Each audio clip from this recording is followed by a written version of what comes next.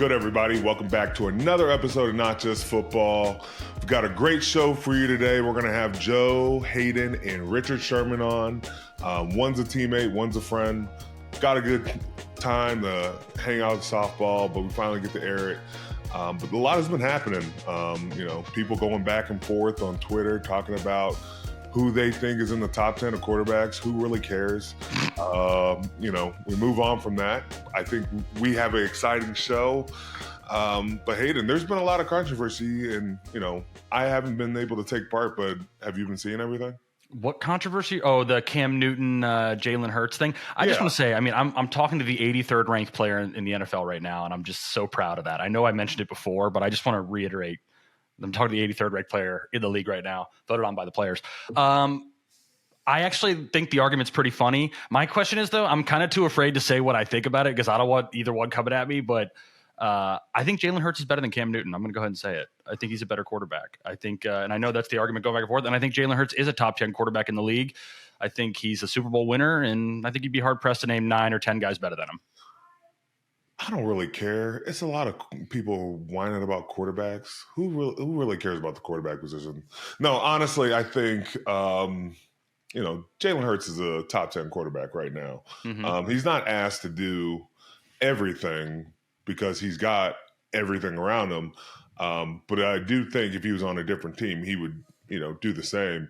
But also Cam Newton is rightful in his opinion because, he's been in a situation where he's had to be Superman, literally. I just think it's like a whole lot of like making up controversy and tension. And it's like, bro, you play football. You love to do it. You can compare, when you played, when he played. It's just like, let's move on. Let's have fun and, watch these guys compete. Here's the thing. One thing I will say for certain that I do believe. If you put Cam Newton on last year's Eagles, they're still winning the Super Bowl, right? Like no matter what. So like both are great players. But I think if you're talking about in today's NFL, he's a top 10 quarterback in the league. It's not even really a question. I mean, you've played the game. You know better than I do. You got to see him last year. And maybe he isn't asked to do as much and does have a great roster around him. But, man, the quarterback's a really tough position, and that guy is really good, coming off a Super Bowl. And also, I'll say this too: both Super Bowls he's played really well in too, and hasn't been the reason why his team lost the first one to the Chiefs either. So the guy's been really good. 2 Super Bowls in a short career. Also, too, I think with the Cam argument is like the reason why I say Jalen I think is better is I feel like we were robbed of Cam. I feel like he got hurt.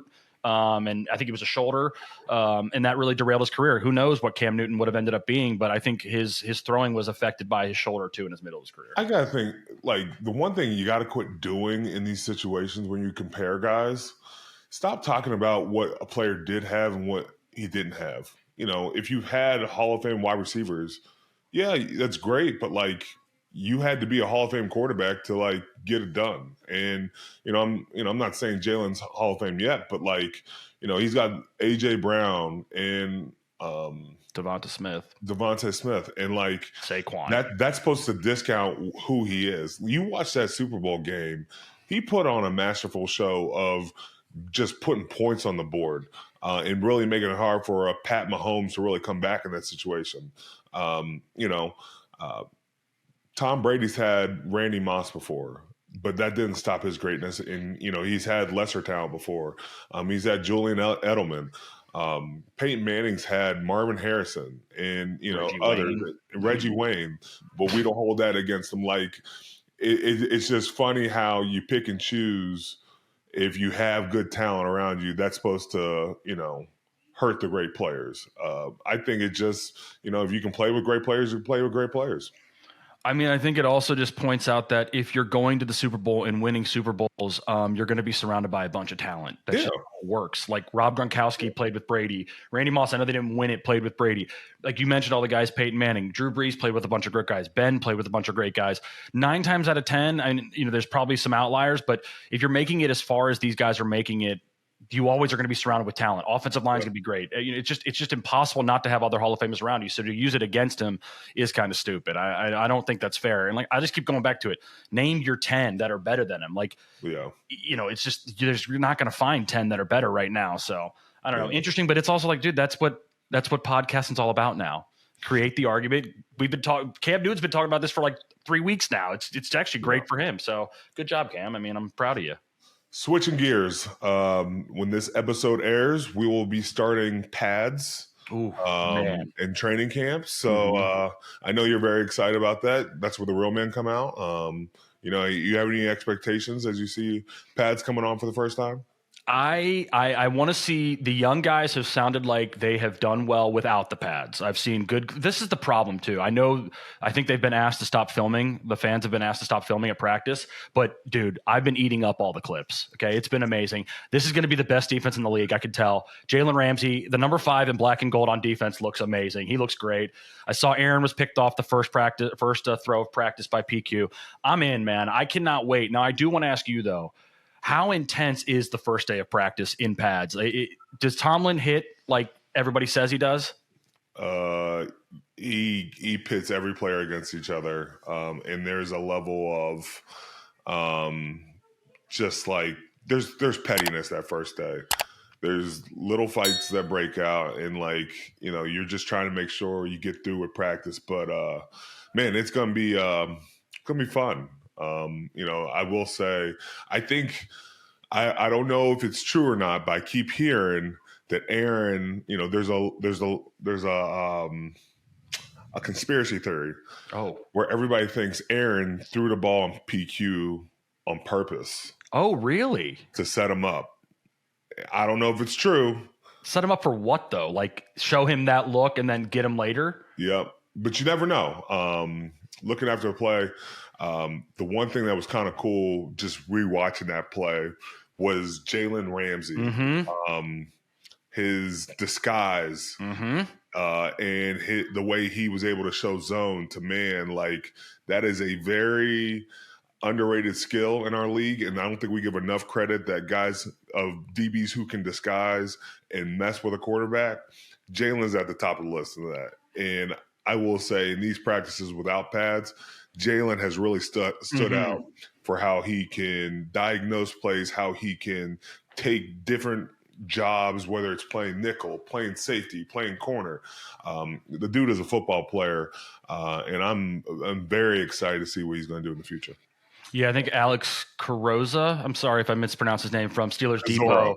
Kozora, sorry. I saw him say, I believe it was him, said that in a span of 4 or 5 plays, Jaylen lined up outside, he lined up in slot, he also lined up at safety. I think that versatility is something you guys have always wanted. And then I was thinking back right as you were talking to our interview with Joe and Richard that's coming up here, and I thought, one thing that they said about Jaylen that he can do from the slot that you guys, I think, have been missing this part of your defense is blitz from the slot. I remember when Mike Hilton used to do that, and it felt like he got home every time, or at least forced the quarterback into a mistake, where I think if you can bring that back, man, I'm really excited about Jalen Ramsey. He looks awesome. He made an interception on a ball on Aaron on the sideline that I'm just like, man, that guy is going to be so fun to watch with Darius Slay and Joey Porter Jr. I'm really excited for the defense, man. You guys were flying around, but you said something earlier about Tomlin pits people against each other. Can you give an example of that? There's been times he'll go in the meetings and show 2 guys pictures and say, 2 dogs, 1 bone. And this is before practice? Before practice. So this is like you're going out there and this is who you're competing with now. And it creates, and you guys could be on the same side of the field. Like you guys could both be DBs, or you guys could both be D tackles. But he's letting you know there's one spot, who's willing to take it over, who's willing to, be the alpha in that situation, because, we need to know who's going to take over. I've seen guys go through an entire preseason and, it's neck and neck. But when Mike T says that practice kind of, you see, that preseason game, you see a guy rise to the occasion, you see a guy, not. And so it's really fun to watch those battles take part, and watch who's willing to step up in those moments. Who was your 2 dogs, 1 bone? Did he ever do it to you? No. Never? I try to stay out of those. Never, even when you were younger and kind of finding your way, it was never 2 dogs, 1 bone for you? No, for me, your second year, he'll put a lot of the second-year guys on the board, and he goes, these guys have had a lap around the track. What we've had from them last year, we're not expecting the same, we're expecting more. Mm-hmm. And so, it lets you know that what you did last year isn't going to get it done. So, he didn't really use the two dogs, one bone, but like I've seen dudes compete in be like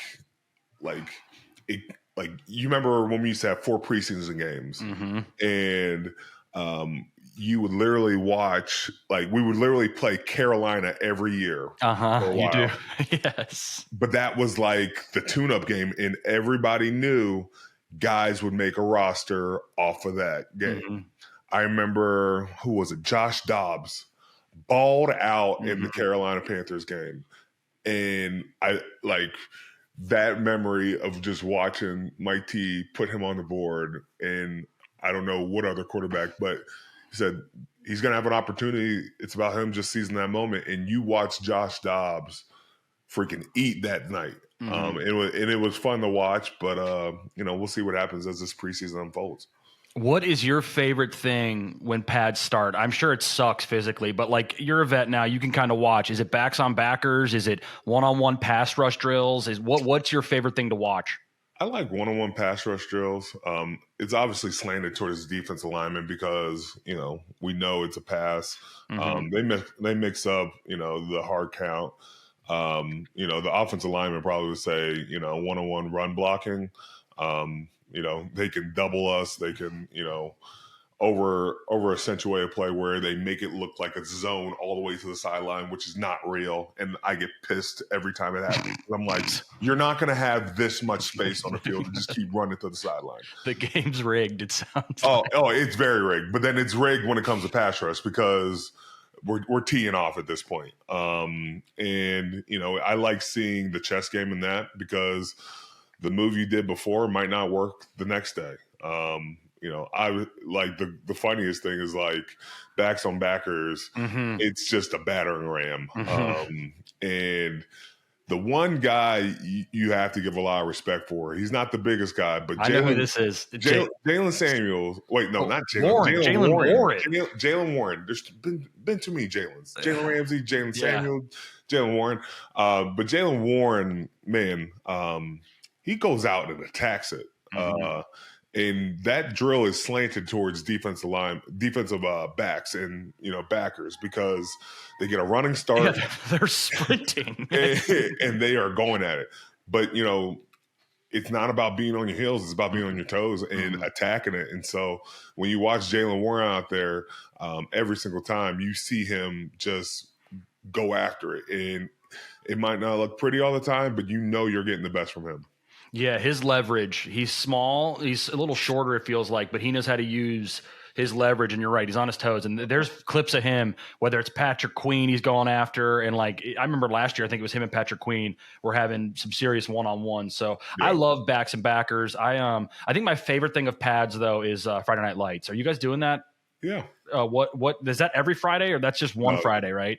This upcoming Friday, we'll do it. It's this Friday? Yeah. Oh, man. I love the intensity in that one seems good. Is that as intense as it looks? Is that more intense than every other practice? No. I think it's like it brings you back to high school. When you have that jamboree game sometimes. And I like it because it's in Latrobe and it's in a school that is there's not a lot around it, but you get 12,000 fans there and everybody is just excited to be there. And I love games at night. That's just, it puts the magnifying glass on you. And it's just something we do that's really fun for the fans. Yeah, fans look like turnout's been pretty good, huh? A lot of fans at the practice as well so far? The last one where over the weekend was very, very packed. I asked Kiesel the other day, he came up to the practice and I was like, what was it like after winning a Super Bowl and watching the fans come to practice that next year? He was like, I can't tell you. You just got to experience it. Yeah, you do. But here's the thing. Come on. Give me a little taste, Brett. Come on. What was it like? No, I get it. You got to earn it. All right. Before I end up training camp with you, I do have a few more questions. I heard Aaron and DK have had a toilet issue. Can you confirm the toilets are that loud? Bro, the toilets are extremely loud. You're in a dorm, and the way they're set up, you have Aaron's got his room, DK's got his room. They share a toilet. They share, like each guy has a door on each, and it is blaringly loud. There's echoes in there. It just happens that way. But there's been rules in the past. It's like don't take a piss or take a crap like in the middle of the night and flush, because that's mean. You're just trying to wake them up. But TJ and Larry got into it about it. It was like, because I remember TJ being like, "Oh, this guy pisses every like 30 minutes." And my thing is I think I saw Aaron and DK have a thing where like they text each other, and if they're not awake, they don't flush. But could you imagine waking up in the morning and there's just a massive dump just sitting in that toilet because he didn't want, like, you got to flush it if it's shit, man. I'm sorry. Well, like, you got to go to the common area bathroom if you got to do that. Man, that's a rule I used to have with my family. Like, if you're going to the bath, you got to go down to if you're going number 2, go down to the lobby. Well, right? It's funny. We talk about this. Hayden and my brother, Corey, had that rule. We did at the Pro Bowl. At Pro Bowl, we shared a room. You're right. And Corey never abided by that rule. Never. He was horrible about it. It was bad. Yes, but that's a rule. It's a general rule when you're sharing a room with somebody, okay? I just love that, like, the passive aggressiveness comes out of every person. It's like, so you're not going to follow the rules? Or no. Well, he walks out and it smells like shit, and I'm like, I thought we had a rule. I thought we had an unspoken bond, and he was like, no, we don't. But I had been crapping in the lobby, not realizing we were just letting it fly. So yeah, thank you for telling my secret. Who's your roommate, or do you not have one, or who's your bathroom mate? Do you not get one because you've just been there for forever? Ever? I don't even know what year you're on now. Is it 16 or 15? It's 15. But 15, my mom, she texted me. She was like, "Good luck on your 16th camp." And I was like, "Damn, Mom, like, you forgot how old I am?" Like, I like that. She's assuming another season from you, though. That's all we could. That's all we could. But we got to stay in the moment. Okay, you're right. That's fair. So wait, do you have a roommate? I'm sorry. Do you have one or no? No. Of course not. So you have been there forever. Okay. So what is that? Seniority gets that? I don't know. The other room on the other side, it's used for, like, it's a common area that a lot of guys just pack in and we play games, play categories. We were playing Cards Against Humanity. That was a lot of fun. Played a little Tapple. We love playing our Tapple. It's like you got to go around. It's like a group, and like they've got all the letters, and you have to say, like, there'll be like a category, and you have to match it with the letter. So okay. But we play our games. We have fun. When's the Rookie Talent Show? Last week of camp. Who do you think will do good, and who do you think will do bad? So we can come back to this. Oh man, I don't know who's going to do good, but like right now we have our morning meetings, and we always make a rookie go up and sing, and Will Heyward was pretty funny. What we've seen his Dr. Pepper commercial. Yeah, he sang "In Sync."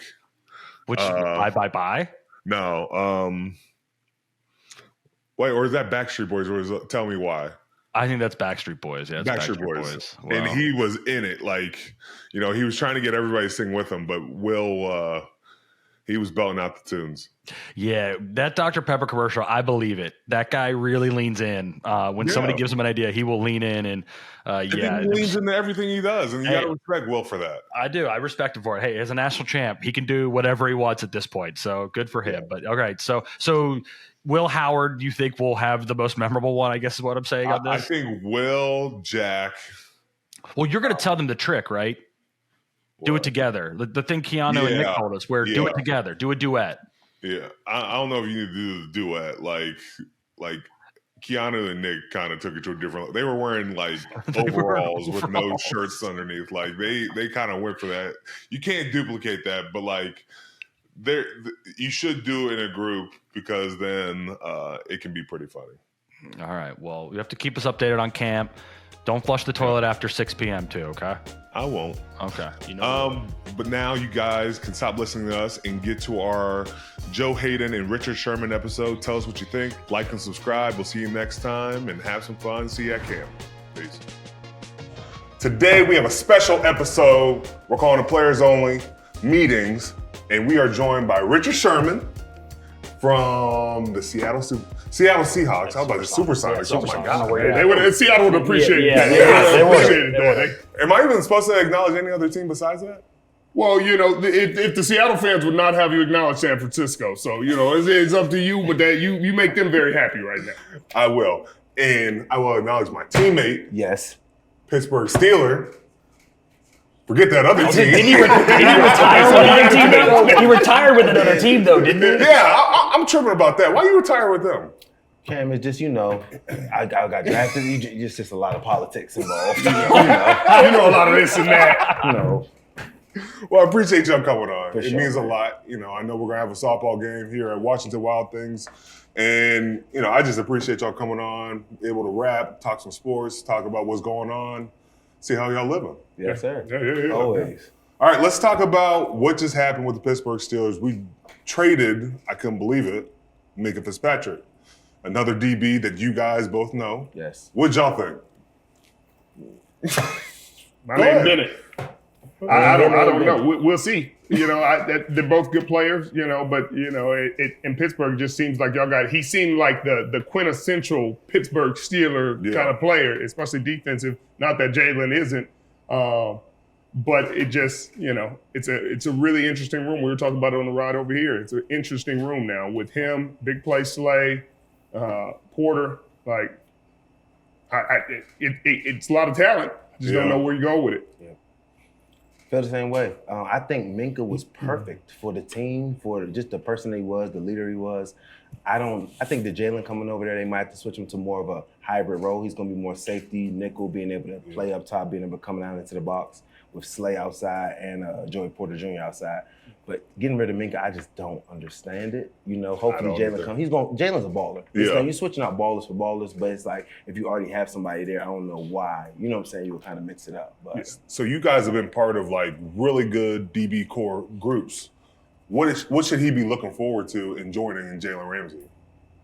What should who be? What should Jalen be looking forward to joining Joey us? Porter and You tell us. you're the DB. You got the experts. You got the experts here. But I'm just saying, from an outsider's perspective, when you see, you have Slay and you have Joey Porter Jr., what do you think that should look like? That's what I would be concerned about if I'm Tomlin. It's just because you got a young kid who's been established with this team, but you got two big alphas that's been established in this league for a long time. You know what I mean? They not. Like it's a hierarchy, and sometimes egos get in the way of a hierarchy. If everybody's respectful, if everybody can understand it, and everybody shows a lot of respect and holds each other to the standard, I don't think there'll be no problem. But sometimes ego's the enemy of greatness, And so, No, for sure. I think the one thing I love about is Pittsburgh's defense. Y'all have a really good defense. It's not too difficult to understand what's going on. So I think Jaylen coming in as a safety, being able to play in corner. I know I felt so much better with Minka Fitzpatrick as my safety because I knew he knew exactly what's going on. The communication is just like we can say something without saying something. So knowing that you have him makes me feel more comfortable to jump stuff, make plays, and do that. I think Jaylen, if he's going to be playing safety, just having that relationship with Slay and having it with Porter, just being able to having them feel comfortable. You know what I'm saying? Because if you have a safety over top and they got your back, you can make a little bit more plays and feel like you can jump some stuff. And you just hope that, because, Porter Jr. has played some good football, but these are two guys you can learn a lot of football from. You can learn a lot of, you know what I mean? I think Slay only signed a 1-year deal, and every time he talked to me, he say 13 is his last one. So if you can, just take ideas and really soak in info and game from those dudes, it can be, beneficial long-term for everybody. I got to ask this, though. There's always a misconception that an outside corner can play inside as well. No.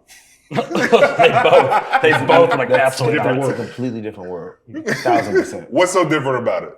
This slot routes are completely different than X routes. When you have an X receiver, that big guy, he gives you outside release. Yeah. You're going to get a comeback. You might get a hitch. You can get a go. He can rerun and come back to a slant. When you get inside the slot, dude can run an over. He can run it's so many different options of the route tree. The route tree is completely different in the slot. And when you're on the outside with those big dudes, you know what time it is. You're getting these fades, you're getting these slants, you're getting these run this route and you're gonna get wide open. And the slot is just way more scheming up. And it's more distance between you and the ball. Yeah. You know, when you're on the edge, like it takes longer for the ball to get there. So it's diagnosing, it's understanding, it's knowing, hey, he broke it this time. I might have an extra step in that slot. That ball is up. Only you're quick. Hey, you run a slant, it's 5 yards between you and the quarterback, and the ball's coming. Yes. And it's just it's more space. It's more space to move. You got to be aware of the outside receiver. You might get picked off. You got to be aware of motions in the slot. You got to be aware of guard pull in the run game and your fits. You got, B might turn into A, you know, and you outside of the slot. And so it's things like that make it a whole different game. And a guy who isn't playing nickel consistently, and he's been playing outside and then thinking he's going to flip back to nickel and just know, hey, we running this, and motion or the slide is sending you to the A gap. It's like, what? Like, I'm not watching the guard. I got to cover him. That's why Mike Hilton was so good at it. Because he was ready to tackle. He was ready for all of that. Reading the offensive line, he was doing that like a linebacker. So. Well, he was a great blitzer, too, off the slot, too. Sure. How do you think Jaylen can have the ability to play in the slot and he still got to do that? Because he's tackling. Like, he's big. He's in there. I think he can do that. He may be, as good as anybody at being able to, like, slot. You know, for their defense, people usually think, hey, it's nickel, they're bringing an extra corner on the field. It may be a safety rotation for them. You know, hey, bring an extra safety on the field. He goes into the nickel. He's your blitzer. He's your extra guy. He's the guy, and then take the safety off the field in your base situations, and got it. You think they made that move because of what Cincinnati's done at the wide receiver position and how the offense has just changed completely? They want to have three guys that can cover one-on-one, maybe? Yeah, I mean, you're not covering the dudes one-on-one. I don't That's fair. That's fair. But I'm sure that, you know, it's an arms race out there, so I'm sure it's part of it. All right, Richard, you're drafted in the 5th round. In your first couple years, you were part of the Legion of Boom. And I want to tee up this amazing clip of you in your early years. Can we get this going? Early years. Thank you so much, Richard. Let me ask you the final play. Take me through it.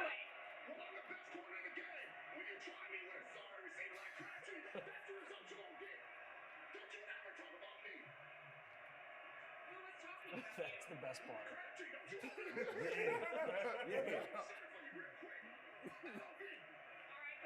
Then you got an LOB like it's a game. You know what I mean? Like, sign off.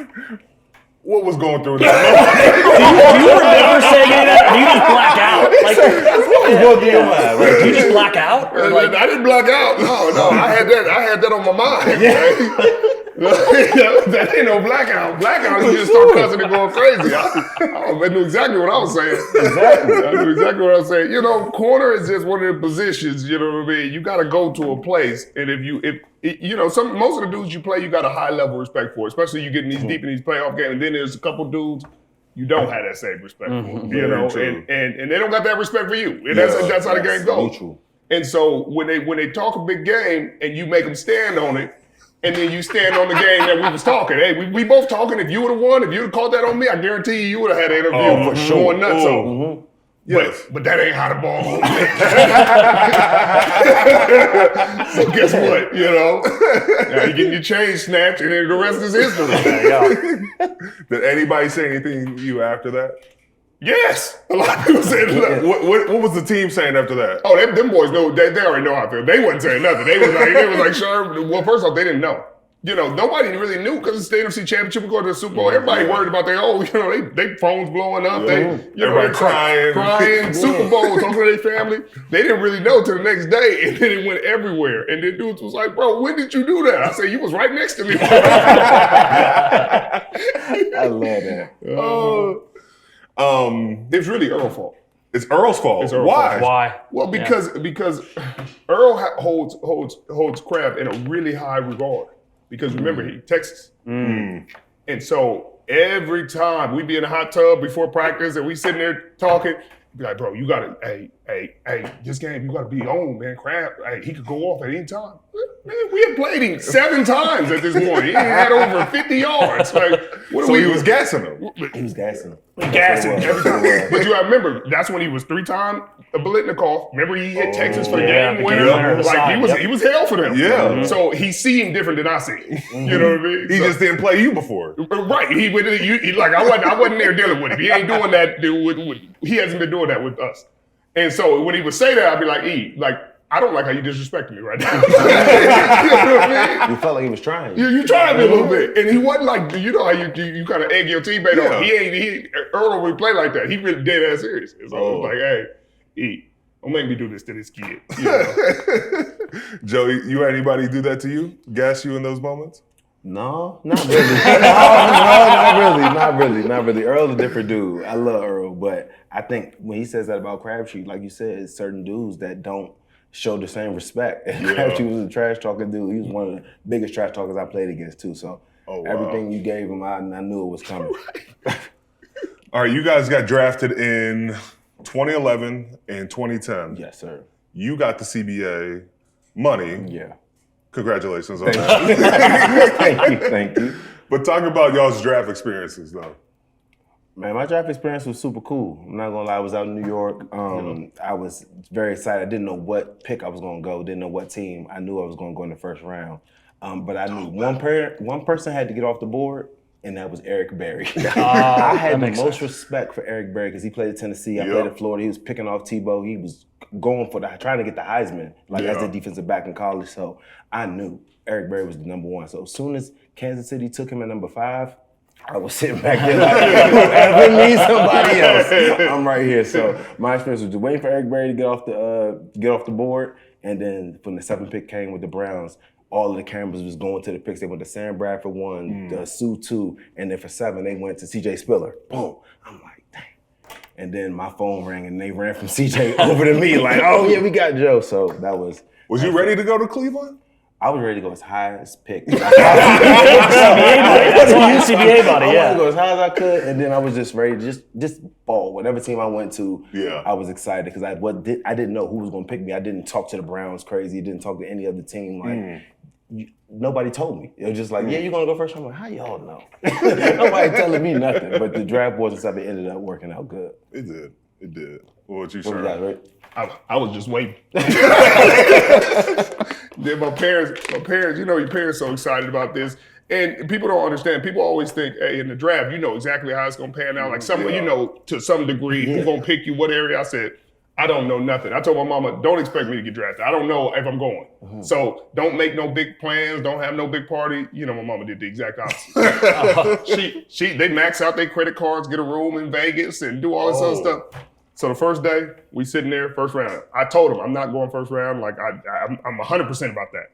We sit there, watch the whole draft, whole family there, just sitting there, and they all looking at me every pick. Like, I'm like, bro, what are y'all doing? Get your hands up. Right. Next day, probably like half the family there. We sit there, watch the whole second day, and my agent calls like, Patriots might take you beginning of the second, yada yada yada. I was like, I don't feel that. Hopefully not, because I ain't trying to go do anything. But cool. They don't know. Nobody calls that day. Day 3, nobody show up. It's just me, my dad, my mom, my brother. Like, you know, the same people. I see a 425 number come up. I'm pissed at this point. I'm hot. Hello? He's like, yeah, this is John Snyder with the Seattle Seahawks. I said, best decision you ever fucking made. Like, straight like that. I'm hot. He's like, yeah, we're gonna develop you. I was like, I don't care nothing about that. Like, best decision you ever made. And then we talked to the equipment guy. People were like, why you wore number 25? Because they gave me 30. And they gave me number 30. Equipment guy was like, yeah, we gave 25 to the guy who we just picked the safety. I said, he got picked after me, right? I said, yeah, well, you better give me 25. Like, he get 30. I said, 30 at the corner spot. That's crazy. Stank. Yeah, they trying to set you up. Trying to get me hit. Off the bus, they trying 9 ball. Yeah, for sure, with 30 on. Wait, so if you have a 30 number, you're screwed. Brother, I had number 40 when I first got You had 40? Cleveland, they did that. I got 5 for rookie camp. And you retired with them? No, bro. It was some more other stuff. You're really bitter about that. am. You were really upset. Nah, I saw Joe on the sideline. I just talked to Joe. And, like, I'm playing, Joe's retired, and they're honoring. I'm like, this motherfucker done retired with Cleveland Browns. I'm like, This shit don't even sit right. It don't sit. But, It don't even sit right. He's a one-team guy. He's a one-team guy. No, for sure. For sure. I wouldn't blame him. You're like Joe Thomas of the Browns, though. They're taking care of you here, man. My question is, as a fifth-round guy, how many teams told you, we're going to take you, and then totally just blew you off? 3. Baltimore kept telling me. They kept telling me, they were like, hey, with our next pick, we're going to get you. Then their pick would come up, trade back. I was like, okay. With our next pick, I promise you, we're coming to get you. Traded back to the next day. 4th round, traded back. Then they took I think, Shockey Brown. And then didn't pick me. I was hot. I ain't gonna lie to you. I was hot. Did you ever have that? First round, anybody tell you they're going to take you? You were 7, so. Well, Coach, the only one that told me they was going to take me was Coach Tomlin. But he was like, we picked too late. Yeah, you're not getting you. Yeah. Did you know you were going to play DB? Because you played wide receiver for a good bit. Yeah, I didn't know just because the only team that came and worked me out was Minnesota, and they worked me as a receiver. Like they came and ran me through a whole workout as a receiver. I hadn't played receiver in years. So they got me running routes and like hitting. I'm like, bro, I've been backpedaling. I finally got my backpedal together, and y'all want to run me on routes. Crazy. I got to bring up, what's y'all's most memorable interception in your career? Well, mine was in Pittsburgh, the Tom Brady pick. That was for sure my most memorable pick. Well, shoot, we have that. We can go ahead and bring Yeah, that up right now. listen, it's his favorite pick, too. He's been talking about this pick all week, all right? He loves this pick. I was able to show my vertical. Okay. It was big time. It was Gronk and Edelman there. Tom Brady throwing the ball, 4th quarter. Tom, just And hold the they ball a tell me- little bit more. Hold on, hold on. Cam likes that because he gets a pressure get- on that play, too. That's why. Get 2 feet in bounds. Get 2 in. Head top. Let me see. Ooh. Head top. Me on young boys go crazy. Don't mess up the Sally though. Get off my back. Get up. Watch Watch Look the at feet. that. Get your feet in. Let him see it. My good man Mike Hill. Mike Hilton called for the catch, too. Yeah. You know what time it is. Yes. I wanted you to tie loose, just step over him. Then you're getting 15 yards, though. The ball's going the other way. We don't need this. At that point, you just let it Y'all go. got the ball. Oh, yeah. Yeah, it's a turnover down. So they let everything fly there during that time. Everybody's turn. Bro, you get it over Gronk and Edelman, a and Brady Edelman. pick like Pittsburgh. that to end the In game. the game, bro. That was number 1 for me. For sure. What you got, Ray? I know you Sorry, got. what you got? You have what, 35? You're my 35, 36 picks? I think it's 37. Yeah, 37. Yeah, Not 37. bad. Yeah. That's what I was I mean, you're what, 29? You're I'm not. 29. Yeah, you're not too far away. I mean, you're good. Not even 30. Yeah, I thought Pat was gonna catch me. Pat ended up with 36. Yeah, I thought he was gonna get me. I know he was right there. I was watching y'all. What's your favorite player? I don't know. I had one in Tom in 2012. That's kind of was the one that kind of put us on the map. And we had a good game that game. He came to Seattle talking crazy. And he didn't. Well, we wasn't nobody to him. You know what I mean? We not knowing we nobody to him because we somebody to us. Right. But to him, you know, he done a lot. But to us, you know, you coming in here, we like that too. We got that thing on us. So he came in there and they were up maybe 10 at the half or something like that. And you know, TV timeouts, everybody just kind of muddled and standing around. Yeah. And Earl, for some reason, walked up to Tom, and he had just dropped 2 picks. Like, he had Tom dead to rights multiple times. Like, literally, run through, drop the book. Run through, drop the book. And he went up to Tom. He's like, hey, stop playing with me. Like, like you do it again, I promise you, I'm cribbing it. And so we all walk over there. And so it's like Bobby Wagner, me, Cam, like all there. And it's a picture of Tom literally standing in the middle of all of us. And we, like, all 5 of us and just Tom. And he's like, who are you guys? Who are you? It's a cold thing to say. I was gonna say it's pretty impressive to say that. But we were nobody. We weren't nobody. I don't think I had an all-pro. We didn't have anything to our names yet. So it's 2012. And that's the start of Legion of Boom. Started the Legion of Boom. We tore his ass up after that. I booked him maybe a couple plays later, and we came back and beat him. Talk about the Legion of Boom. You guys dominate Peyton Manning and the Broncos in the Super Bowl. Just how impressive was that unit to play with and have everybody in the back end like that? It was really impressive. It was really fun. It was one of the best times of my life, and it just gave me a perspective of what humans are capable of when everybody's on the same page, everybody's bought in, everybody's respectful, everybody has a regard and a respect for everybody's job, what you can do. And if every day there's a standard and everybody's like, people not getting mad when you're held to the standard, people's not not getting frustrated when somebody's like, hey, come on, we need better than that. Because you know what the standard is. You know he's not doing that because he hates you or because he's trying to show you off. It's just, hey, the standard's here and it's here every day. So you got to be there. And if you did that to him, and this ain't even just like the superstar guys. It could be a practice squad guy and being like, hey, bro, you come on, you better than that. And it ain't no like, hey, who is this? It's like, hey, you right. you ain't wrong. Let me get my shit on. Appreciate you. Yeah. I dig that. I love that. That's a lot of what it was. It was talented individuals, but it's pushing each other. It's walkthroughs, taking them serious. We don't let catches in walkthroughs. We're not letting guys score in the end zone. It's like little trivial bullshit that it seems like, but it's just the standard of our defense. You know, I don't know if it's psychotic, but that's what makes people great. Yeah. That's what makes you great, bro. For Appreciate sure. that. For sure. You got to. And then the crescendo of that, y'all dominate the Denver Broncos and Peyton Manning. That I think it's game over plan. the first quarter. I mean, I think it's done in the first quarter. I mean, you couldn't ask for a better game plan. Right. Going in, did y'all know y'all was going to dominate like that? we felt good about it. We felt good about it because they were just running. They were fatiguing guys off the field. Yeah. They just get up to the ball and guys aren't getting lined up. D-line ain't getting to their gaps. Nobody got a call. You don't got your checks. So they got 3-4 plays before y'all can even get a huddle and be like, get your adjustments together. So we were running simple stuff. People are like, y'all run cover 3, y'all just zone. We run a few things and say, hey, y'all better do what we tell you to do. Y'all gonna run cover 3 beaters the whole game. Y'all gonna run through these gaps. You're gonna run to the bubble, and we gonna stop you because we know what you're doing. We're not letting you dictate what we play. We're not adjusting for what you do. We're not adjusting for where your receiver's at. Yeah. We're gonna play our game. If you got some crazy receiver going on, then Earl gonna lean to that opposite hash. I'm gonna deal with your front guy, and we're gonna win. And they were making guys fatigued. So right when we found out we were playing them, we just did gassers. The first week of the Super Bowl prep, like after every practice, we run like 10 gassers, like the whole defense. Because we were like, hey, if nothing else, y'all not running us off this field. Yeah. Y'all not having us tap our helmets and like play the game like that. And it was like maybe middle of the first or top of the second quarter, they receivers tapped out the game. It was like a 12-play drive, and we was talking cash. We were talking cash. Like y'all boys is tapping out. It's a Super Bowl.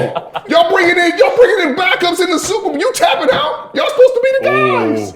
Ooh. Like how you in the Super Bowl saying I'm tired? Well, then they blamed it on that you guys knew their signals.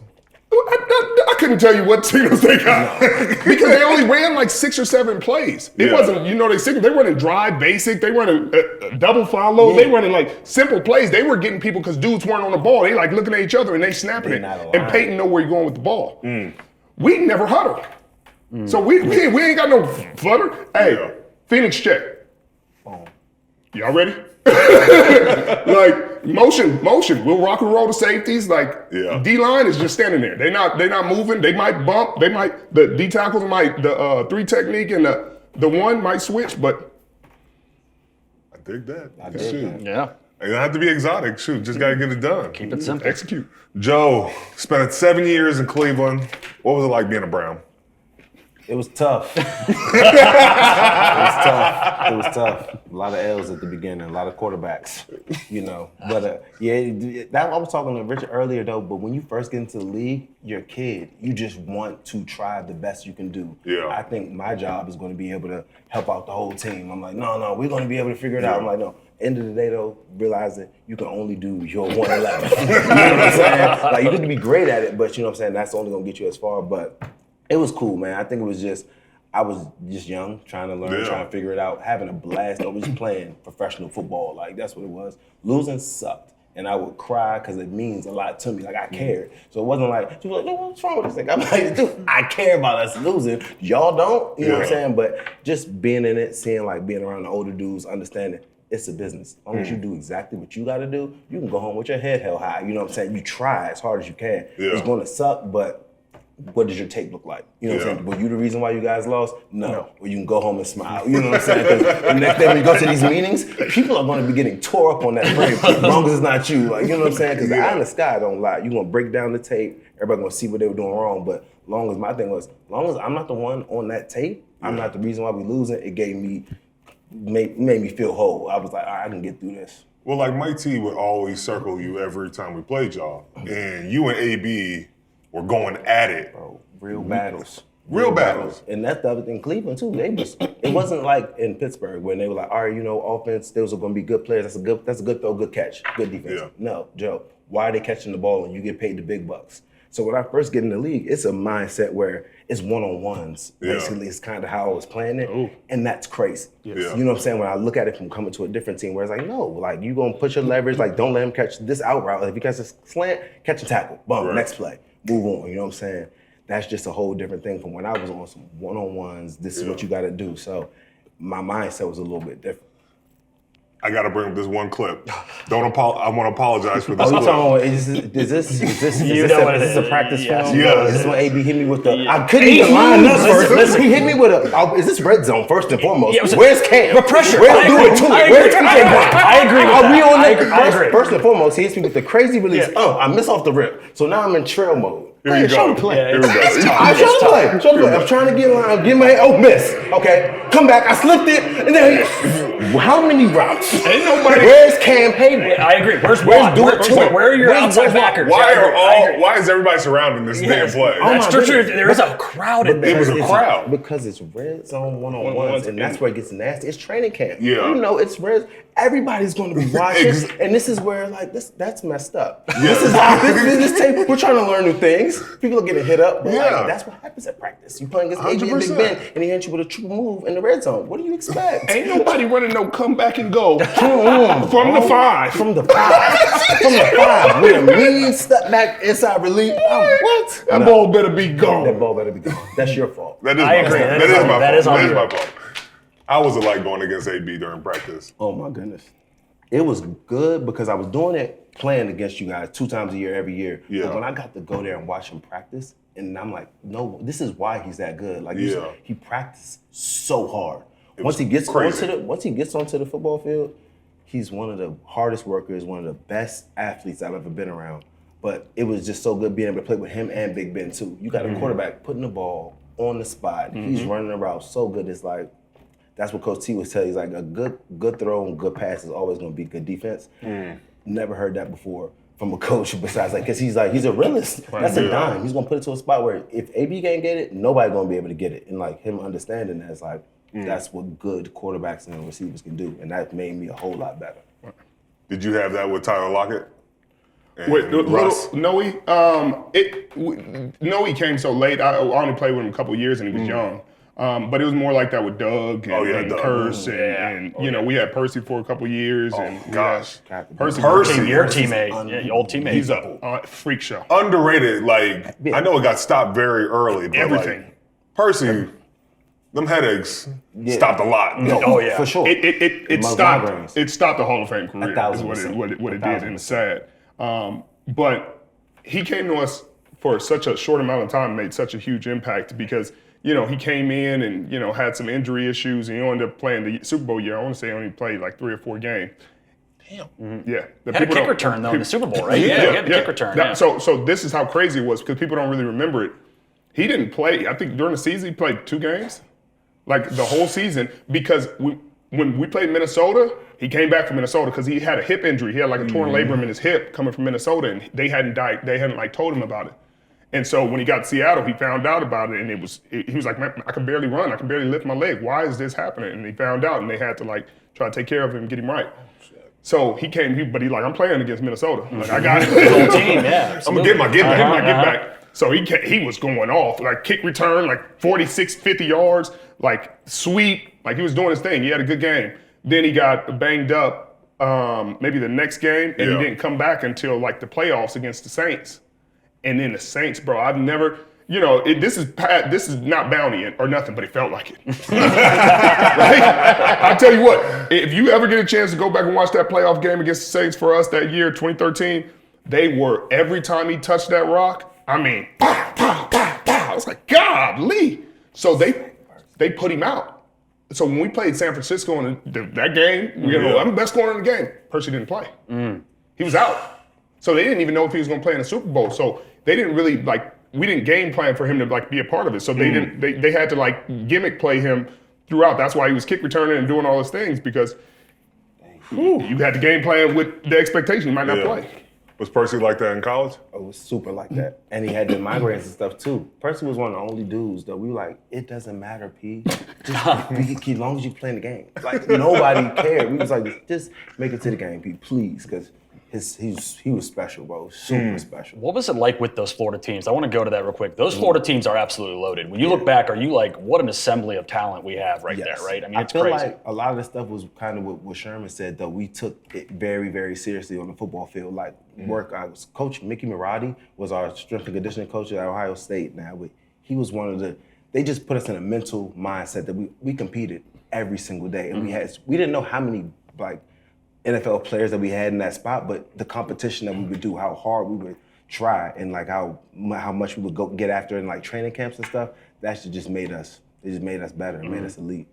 Joe, you watch those Hulu and Netflix documentaries on the Florida Gators? I watched the Swamp Kings, and it's rated G. You know, I thought that too. They didn't give us anything on that. We worked out hard, a couple of little stuff here and there, but it was so much. We'll be snitching on ourselves. Like me, I wasn't on it. Percy wasn't on it. The Pouncey twins, because I mean, it's things that don't. How you not have you and the Pouncey twins on? That is crazy. Because we said we didn't want to get on there. Because we'd be sitting there like, you gotta say what we gonna go talk about? You know what I'm saying? When I'm gonna sit there and sitting there like start snitching, you feel like that's what it's gonna feel like. Things that were going on with some wild things, and they just could stay where they were at. Everybody's good. You know what I'm saying? Right. But like it would just be like people going out there telling on themselves. Yeah, people got families. People got families, man. I'll say this: I was getting recruited by Florida, and David Nelson was my recruiter, and then he took me to a Brandon Spikes party.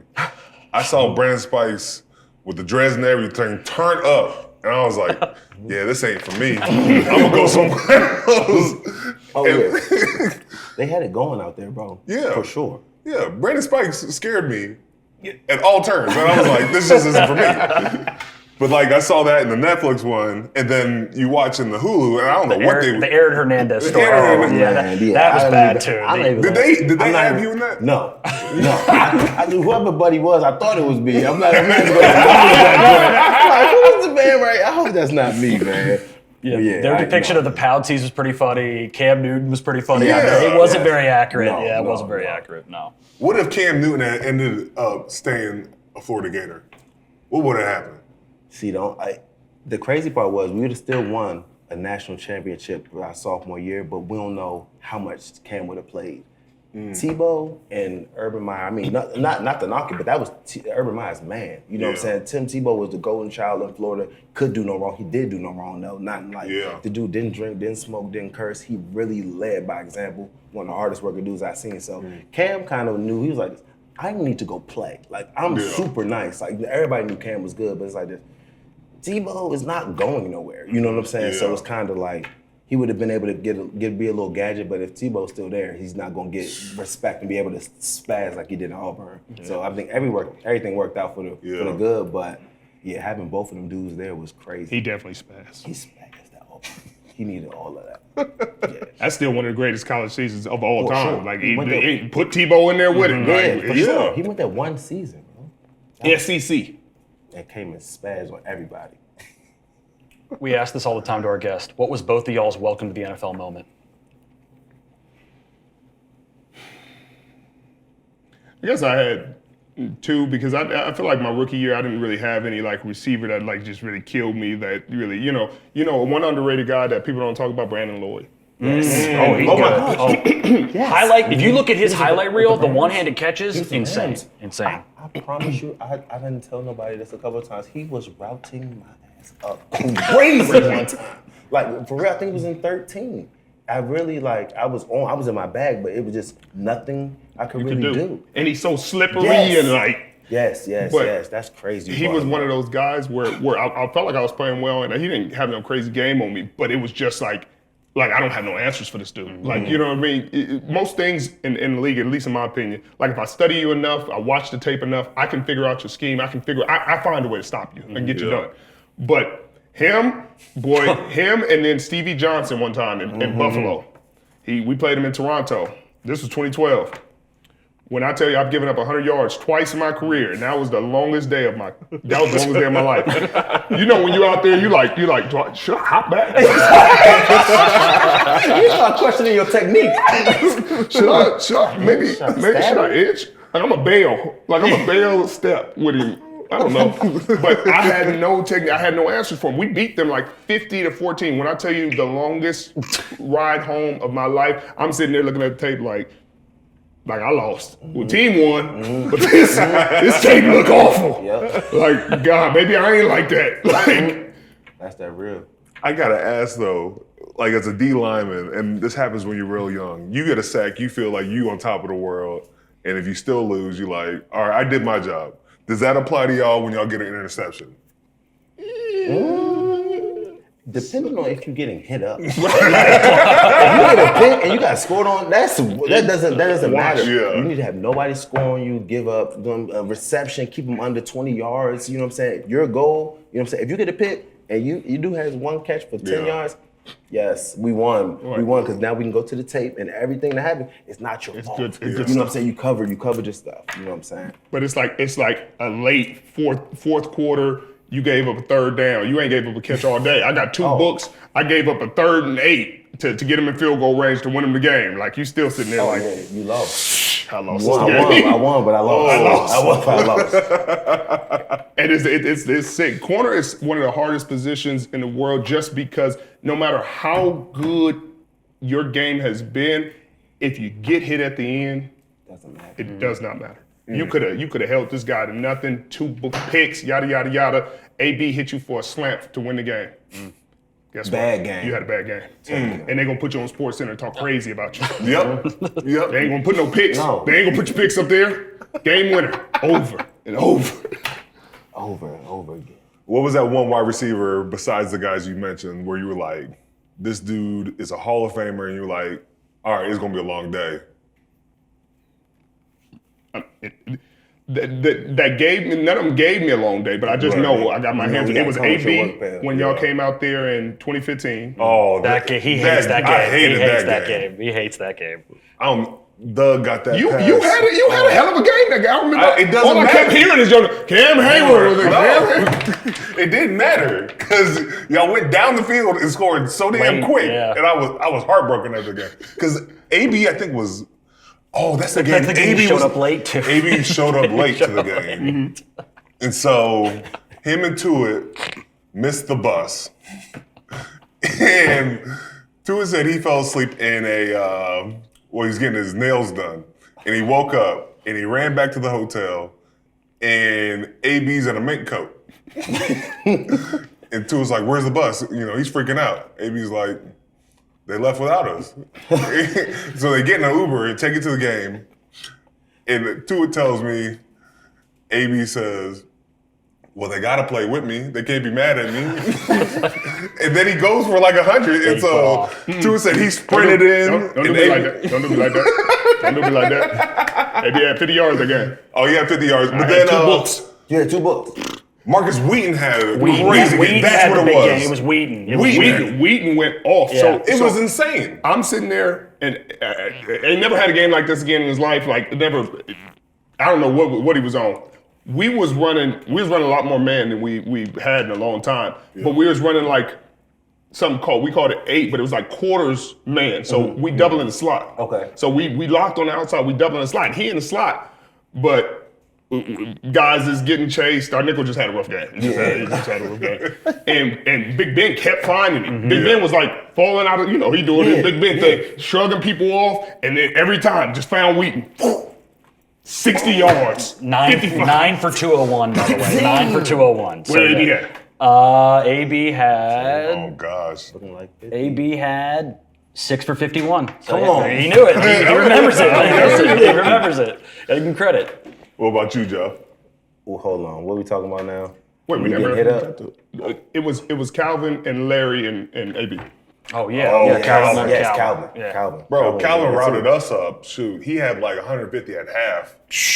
And I remember Coach LeBeau coming in at half talking about, man, we just got to keep working. And it wasn't like he was hating on anybody. He was just like, it's going to be a long day. We're going to try to make some adjustments, but He gonna get what he can. What do you do against him? Like he's got everything, right? What do you do? It's like a tight end playing wide receiver. Did you play against him that year that he had like 1,900? I think I played against him one time. That's probably like 12 or 13, but he only had 25. I love how they know the exact numbers of when they got a guy. They always know it. Because you got to. Yeah. So Calvin never had. I don't think he ever had over 50, 60. But he, like, you watch on tape, and you just see dudes guarding him like silly ways. Like the Saints kept doing that vice coverage stuff, and I'm like, I damn near wanted to call Malcolm like, well, what you doing? And our coaches tried to install it. Our coaches was like, hey, we're looking at this. We might get in the red zone. Me and Brandon Brown both walked out the room. We said, hey, what? You play that? Go ahead, put somebody else in. I ain't. He got to show me. Said the same. I'm like, I'm not a gunner. I'm not holding up a gunner. You better put somebody else. I'm not doing that. We had the same thing talk in Cleveland. I was like this. I'm not playing with nobody standing next to me. No, don't disrespect me like that. That's crazy. Like, he's nice. Lean the safety over top. Don't never have somebody standing right next to me. That's embarrassing. That's embarrassing. Because if you get us. Now what? Now both of us chasing him. No, put him back there. We standing right here next to each other. We look silly. But they said that. I said, Coach, like, y'all disrespecting us. Yeah. He gonna have to show me. And so that week, I changed my Twitter because it was, Megatron. So I changed my Twitter profile name to Optimus Prime. The media ran with it, yada yada yada. It was a big deal.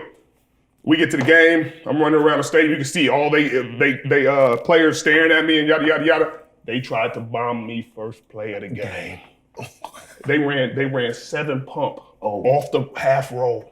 First play with Calvin. That's crazy. That's too much space. First play? My legs ain't even I'm not warm yet. I'm not warm yet. When I tell you he got to going, and I'm like, I feel him pushing up. I'm like in his pocket. He like cut to the corner. I'm like, all right, dip to his pocket. That boy put that foot in the ground and started going. I said, ooh, that shit real. Don't look up. You ain't about to highlight me. Thank God Stafford, because I'm in on his shoulder, but Stafford like nailed it like right over out of bounds out of the corner. So I thought this was first play. Y'all thought this was, thank God. Jesus, you for sure. My savior. Needed that. Yeah, I had to have it. For sure. But he was out there 2-3 guard. And people be like, oh, y'all ran zone, y'all ran this. Like when you get down that field and I'm pressing, this is one-on-one. Ain't no help, ain't nobody out there with you. He a monster, man. Man. I want to bring up you guys as rookies. What's the best advice y'all got? As a rookie as far as corner or just in general. Advice? Entering the game, entering, the NFL. What was it like and what advice did you get? What did I get, bro? And if you didn't get anything, that's a story. I know I got some good. I had like Josh Cribbs was there. He looked up. I looked up to him. He's from the area. He's from Maryland. I'm from Maryland. And I think maybe bro. What the? I don't know. Cam's happy about that because it's Cleveland, who didn't have any Cleveland, advice for you. It did resonate. Cam's happy. Hey, look here, ball out, young man. You got a lot of money. Hopefully you're good. It was like treat practice like games. Like find one thing to get better at every day and like make that your focus. So like you never get bored at practice. You know what I mean? Whether it's a step, like you're like, hey, perfecting your step, or you saying, hey, I'm not getting beat to the outside today, or hey, get 2 hands on during this period. Like make sure you get your 2 hands on. Make sure, hey, you touch at least 2 footballs today. Like things like that where you could just check something off and you can know you're focusing on something. You locked in, keep yourself locked in. Always touch the football. Mount Rushmore of DBs. Who are you looking at? DBs or corners? Corners. Let's go corners. All time. Yeah. Dion. Yep.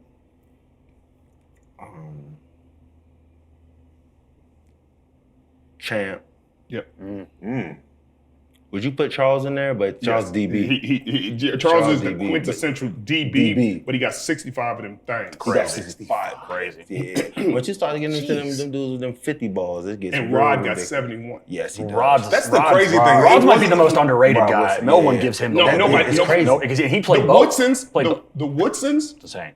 And then it's Dick Knight, Train Lane. Which back in the day, that's why the numbers are skewed because they dealing with quarterbacks that's concussed and beat up and getting knocked out in the game. Not to take it away from what they doing, but like we dealing with quarterbacks that's very sensible. Like they barely. You better not touch them. You better not touch them. I'm comfortable. I'm not scared. I'm not scared. You better not even land on me. Yeah. If you land on me, you're out the game. I'm feeling good about that. They playing with quarterbacks that's like, hey, I might get killed out here. Like he might clothesline me, and then I got to get up and throw a go ball. So I'm gonna get this off. But Charles Woodson and Rod are like should always be mentioned, but they're not mentioned enough. Charles, Rod, Champ, Dion. Yeah. Where you like Revis? That's always tough for me because people are like, you don't like him. You don't like. It's like I love. He was one of the best to ever play. You gotta love him. You watch his game. We all in the same time. We competitors, but it's not like a hate competitor. Like, oh man, I want him to do bad so I can do good. No, I want to see how good he gonna do, and I'm trying to do better. Yes, 100%. Respect. But the game was about taking the football away for so long, and so. It just in that conversation, he did such a great job of limiting those guys that 2009 year, and he had 6 interceptions. He had that list of guys he held to under 30. It was Chad, Randy. It was all these guys. T.O., which was a phenomenal year.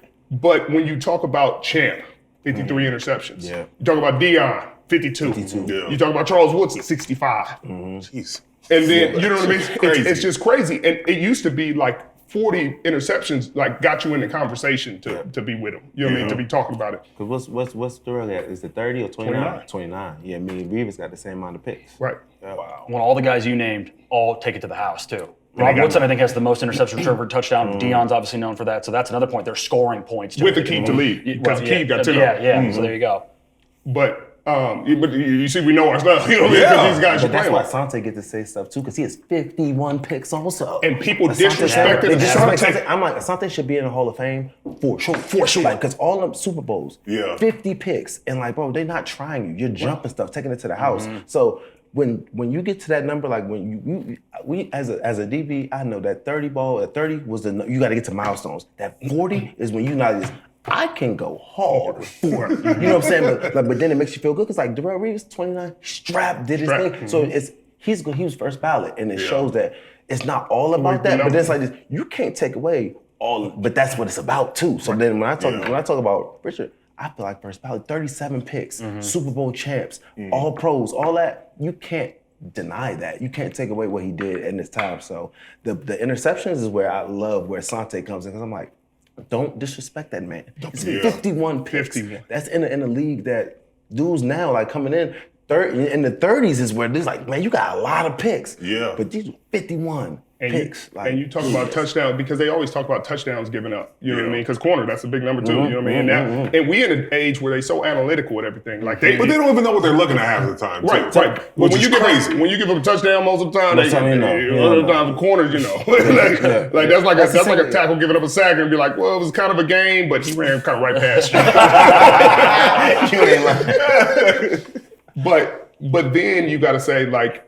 When you talking like we were chasing those guys, you chasing 50 interceptions, like you chasing that, and then the game changed. Revis got in with 29, so now it's a different conversation. So and nobody in this real decade got like any crazy numbers. I was trying to get I got 41 if you include the playoffs. For some reason they don't give us the playoffs. Why do they do that? I don't. That's the hardest game. Joey Porter has 98 sacks. He's like, but they don't count my playoff sacks. He's like, I'm over 100 if you count this. So everyone always complains about. I agree with that. I hate it. These are the hardest games, but they say it's because everybody didn't have a chance to play in them. That's on you. That's on you if you didn't make it, right? That's on us. Quarterback you guys enjoyed playing the most? Enjoyed playing. Joe Flacco and Andy Dalton.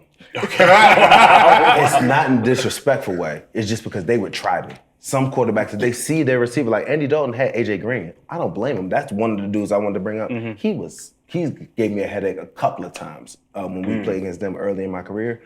But like Andy Dalton, he's going to try me. He's going to throw the ball. He's going to give a receiver a chance, and that's also going to give me a chance. So I can go make a play on the ball, and that's what Joe Flacco would do too. I'm like, dude, you really like you're looking at him like, no, a little quarterback, take a sack. He's going to throw the ball and give his receiver opportunity. So the quarterbacks that will try me or give me an opportunity to go make a play, I'm like, yes, I like you. I like Andy or I like Joe Flacco. Right. Not in the bad, because they giving their receivers a chance. I like them too. Shoot, they take a lot of sacks.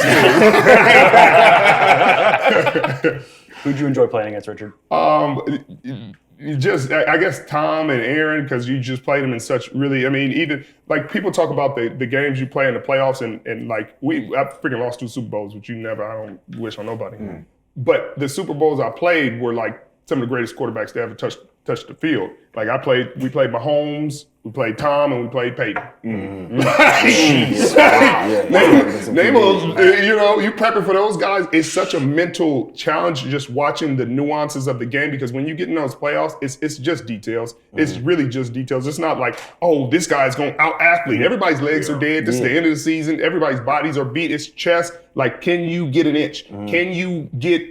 Hey, he's heavy on his hand. Yeah. When he pulls, he's like a ½ inch back on his step. Like, can you beat him to the spot? Like, and can you beat him to the spot on that second down when you have to have it, when you see it, and you have to have it in that game? And those are the things that make those quarterbacks fun to deal with, because Peyton, it was so much like they're talking about signals and stuff. Like, we're not thinking signals. We formations. It's like the adjustments, how perfect he is with, hey, 2.5 from here, 3.5 from here. When you motion, you got to hit and sit in this position. Like, we got nothing else to do but study this offense. So you going faster or slower doesn't change us. Once we recognize it, and I got 10 guys on the same page as me, and we all look at each other like, hey, it's drive basic with the 7 cut on that side. Hey, they're fucking running 2-jet protection. Everybody good? All right. Yeah. Whew. I'm just thinking about those losses and those Super Bowls. Oh, my God. We had them won. You had Pat Mahomes won. You had Tom Brady won. Yeah, that one. And we beat. I don't know how you go home. The Tom Brady, the Tom Brady one. I don't know how I would have been that one's hurt tough. by that. You didn't see my face? I forgot about that. I forgot about You didn't see my face? Man, That's just the epitome of hurt. Literally. I could not believe it. I said, The fuck? Yes. You know when you're so sad, like y'all moving and like you wasn't really even talking. I'm like, oh, he's hurt. like something you thought wasn't possible, because first off, it's a slant, and that boy came downhill on it and booked it, bro. Yeah. Booked it. I said, that was more shocking. Yes. Being able to, no in and out, no combo, no nothing. I have you snuck through everything and then booked it downhill. When I'm talking about the slot and how close you are to the quarterback, Russell's throwing it hard. Usually that's one of those ones that bounces off your chest and like it's It's noisy in there. You're just trying to go break that up. Right, you just trying to get for the game. So I'm kind of shocked that play even, like, it's more like trying to register, like, did he just do that? And then the hurt of the, like, that's game. It's over. Yeah. Oh. Yeah. Man. I hate even bringing that up. I'm sorry we brought that up. Yeah, I apologize. You won a Super Bowl though, Rich. You got it. You got the Super Bowl. Appreciate that. You did your thing, brother. Appreciate that. Man. That stuff. That's just even hard to talk about after that. I want to ask, is there anybody in the league right now that you just really respect and you like their game? Pastor Tan. Took the words out of my mouth. Pastor Tan? That's what you said. That's exactly what it is. Is he the best in the league right now? I think so. But Stingley is on his heels right now. Really? And Stingley is so smooth, ball skills, like everything. It's like one's a super technician, and not that Pat ain't a great athlete. He's a phenomenal athlete. He does everything, but he's like if you teach tape and you got clinics and you want to teach people how to play DB and what it looks like to be perfection and not frazzled in the game situation, is Surtain. Yeah. You want to watch just a fun corner who just out there, great technique, great feel, great athleticism, ball skills, looking like a receiver. Yep. You watch things. Who's the one DB who's feast or famine? Where he's making plays, but he's taking a lot of chances. Now there's not a lot of them right now. Because I know back in the day, there was plenty of cats. It was Asante. I was going to say, I mean, he would jump every route he could. For sure. So, it's him. I mean, it used to be MP Marcus Peters for a couple of years. Yes. Oh, that's exactly what it was. Man, there ain't no kids living like that right now. That's living foul. What about Diggs in Dallas? Does he not take chances? He does, but he's not like hey, I'm taking a chance and could potentially give up a touchdown. He's like, hey, I might take a chance and then tackling. Like, I might miss it in tackling. But he ain't, like, I missed a pick and it's 6. Yeah. Kids, That's a good question. that's a really good question. Because you're right, though. DB's like, Peters was the one that we had, and I was watching like, man, this dude don't give a he is gone. He's gone. He's not hesitating. He's gone. All right, I got like 2 more questions, and I'm gonna let him finish up. What's the best thing about retirement? Time with the kids. Yeah, that's it. Just being able to be present with the kids and see them grow up, talk to them, have those conversations, watch them play sports, not miss no track meets or football games or recitals or nothing. You know what I mean? It's fun. You sitting there like, you know, my daughter in there doing a play and just like this. You're like, okay, yeah, like, you know, it's time. Yeah. It's time, bro. It's time. Being able to kick it with the kids, like you said, drop off, pick up, the little stuff that we weren't able to do, you know what I'm saying, during those times, like playing in the league, getting ready for training camps, getting ready for all that stuff. You have unlimited time to do what you want to do. And some people, you know what I'm saying, that could be bad. Like time, you can idle mind, you know what I'm saying, get you a little messed up. But if you literally had like my kids, my wife, my family, trying to do things that I wasn't able to do, you know what I'm saying? And really just having the satisfaction of being able to be like, I did that for a very, very long time. If you did save your finances and be able to not have to do nothing, it feels good to be able to freely pay the bills and do your stuff and take trips and go wherever you want. And like, it's okay, you know what I'm saying? So I think just the freedom and being able to kick it with your family, do what you want to do when you want to do it, is just a feeling that I haven't had in a while, you know what I'm saying? Right. What's the thing you miss? Structure. I think that's the thing that's hardest for guys when they transition out, and the reason why guys have the most trouble afterwards is because you don't realize how structured your life has been for so long. Like, you know, when August comes, July comes, like what you're going to be doing. Like no matter what else you've been doing the rest of the year, you know that majority of your life, when July comes, I'm getting ready to ramp up to do this thing I've done for the last 30 years.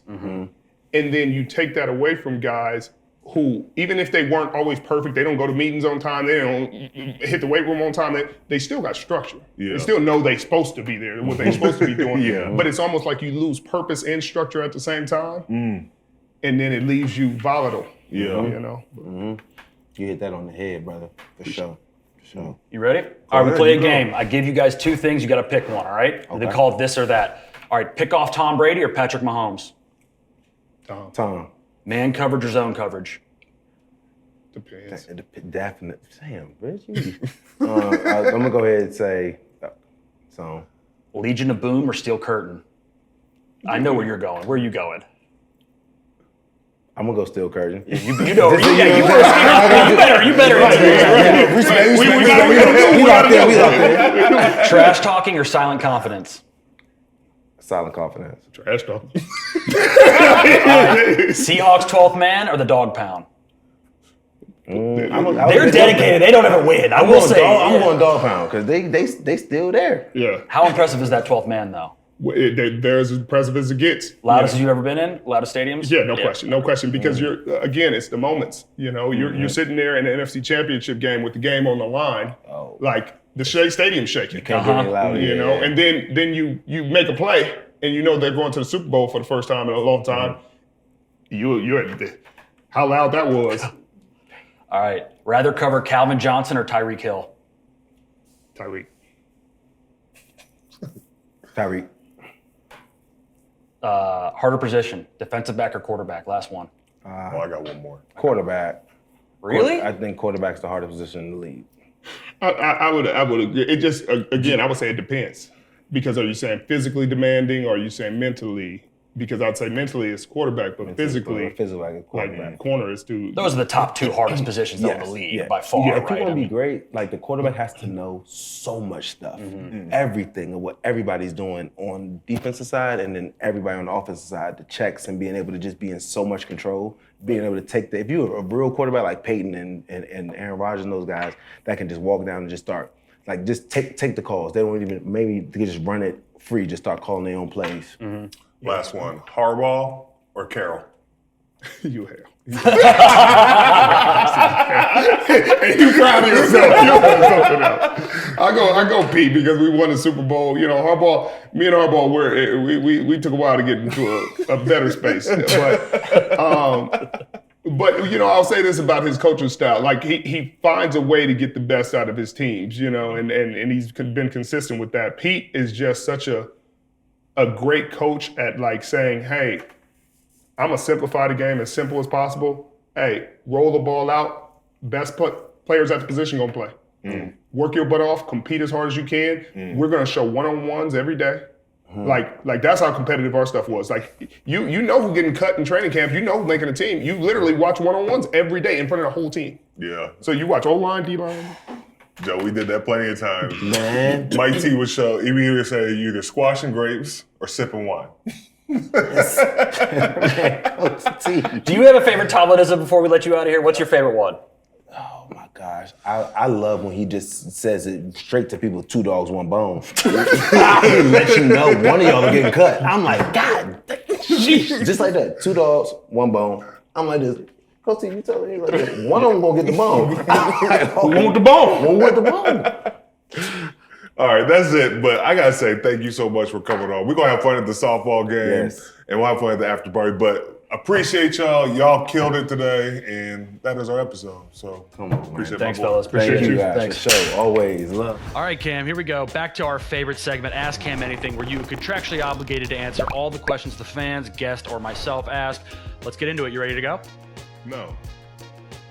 You're contractually obligated, so if you're ready or not, we're going to do this right now. It's part of the show. You got to do it. It's under your contract. Here we go. Roden Hassan would like to know, dress like TJ Watt for a week or go back to the goatee and buzz cut. Love that look and hope we put that up in the show. You were a cute little guy with that goatee and buzz cut. Give me the goatee. Oh, that you guys always say this about TJ. Is it that bad or is it just comfortable? You wouldn't just dress comfortable he's for a extra week? Comfy. He's extra comfy. But like, you just wouldn't do that for a week? You really would go buzz cut and goatee again? No, I'm messing around. I probably dress like TJ. I ain't going back to I look like a killer in those pictures. That was.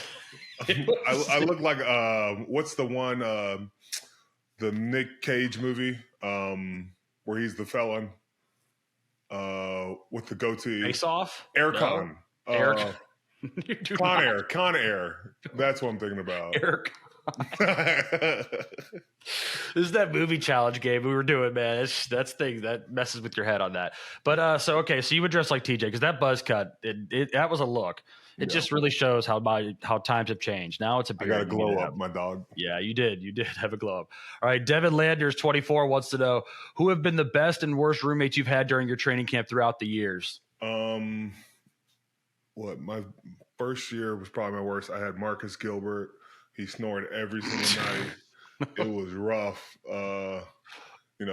Try learning the playbook and then having that dude sound like he has sleep apnea and he doesn't have the machine or anything. It's just like it was bad. Like I don't wish that on any of my enemies. Who was the best? Oh, best roommate?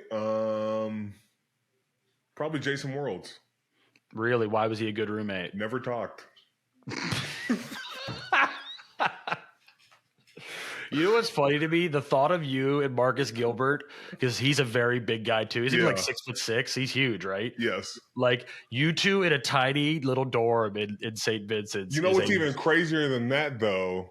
Stephon Tuitt and Dan McCullers had to share the same room. Wow. And their beds were almost touching because it was that room was way too small for them. Wow. Why would they put those two together? I don't know. That like is probably just trying to mess with us. But how big was McCullers? He was like 6'9", wasn't he? Yeah, he's around that. And Tua was not little either. That is how small are those beds there? Does your feet hang off the edge? Or we have our own beds. Oh, really? Yeah. Hey, when was the last year you had a roommate there too? Sorry, we're gonna go to the next one, but I am curious about that. 10 years ago. Okay, so like 5 years in, you get your own room. Yeah. Okay, cool. How happy were you that day? I had to be really happy you got your own room. Yeah. It was great. All right. Chef 2323 wants to know, D Harmon emulated you. Curious to learn who you studied to elevate your game. Go Bucks class 11. Ooh. The last part almost vomited saying. Class 11. Who did I study?